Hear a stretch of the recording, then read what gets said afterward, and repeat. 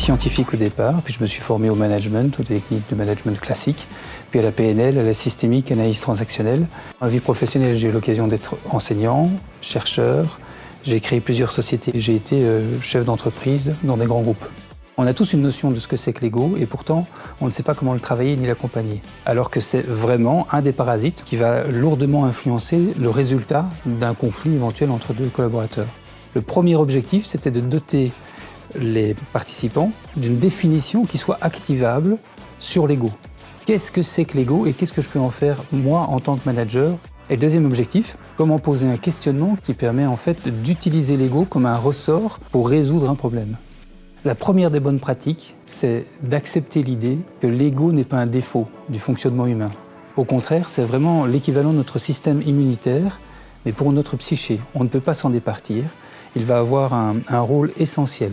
Quand il est trop fort, évidemment, il pose problème. Quand il est sous-calibré, il pose aussi un problème.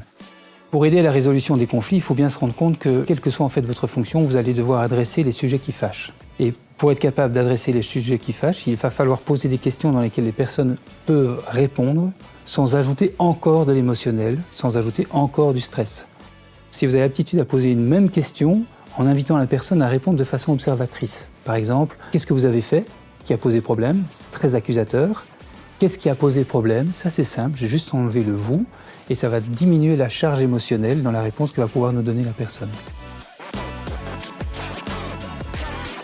Dans les enjeux de l'ego, ce qui est très particulier, c'est que si à un moment vous dysfonctionnez de façon excessive, au point que quelqu'un doive intervenir de l'extérieur pour venir remédier à la situation, vous avez fini par vous comporter très exactement comme vous ne voulez pas être.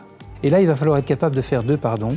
Un pardon envers la personne qui vous a agressé, vous a blessé, et puis vous pardonner à vous-même d'être devenu ce monstre que vous ne vouliez pas être.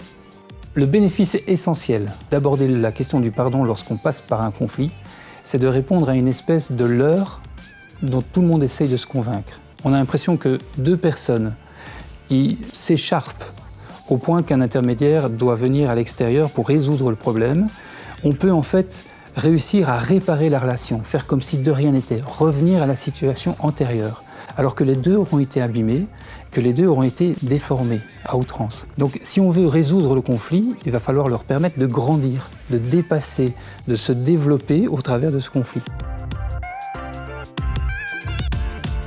Pour pratiquer un questionnement qui soit efficace, il faut garder en tête un objectif. Il faut que votre interlocuteur trouve des réponses en dehors de ses autoroutes de pensée. En fait, c'est extrêmement ambitieux parce que ce n'est ni inné, ni éduqué ou formé. Si vous revoyez votre parcours scolaire, on vous a appris à dire les choses, démontrer, prouver, justifier, argumenter, toujours à dire les choses. Jamais on nous a appris à poser de bonnes questions. Donc il y a pour ça des formations qui vont permettre pendant tout un temps d'entrer dans une méthode.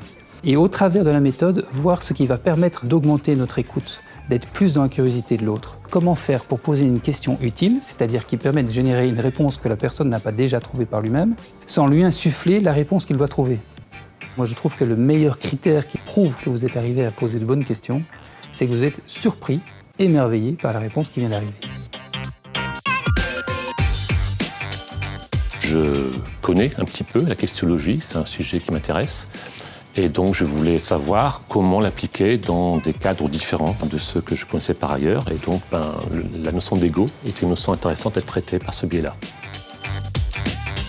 Ce que m'a inspiré cette conférence, c'est, j'allais dire, un questionnement sur la notion d'ego, savoir ce qui se cache derrière, comment mieux l'appréhender et comment donc, à partir du moment où on le comprend mieux, comment mieux l'utiliser, que ce soit, j'allais dire, dans mon job de manager ou même dans ma vie personnelle.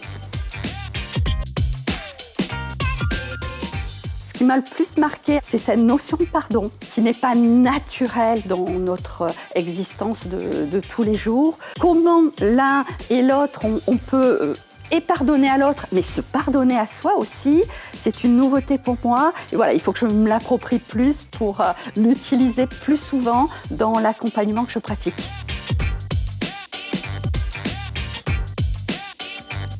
L'ego, c'est très concret et donc très opérationnel. C'est un juste équilibre et c'est une très belle ressource pour le manager.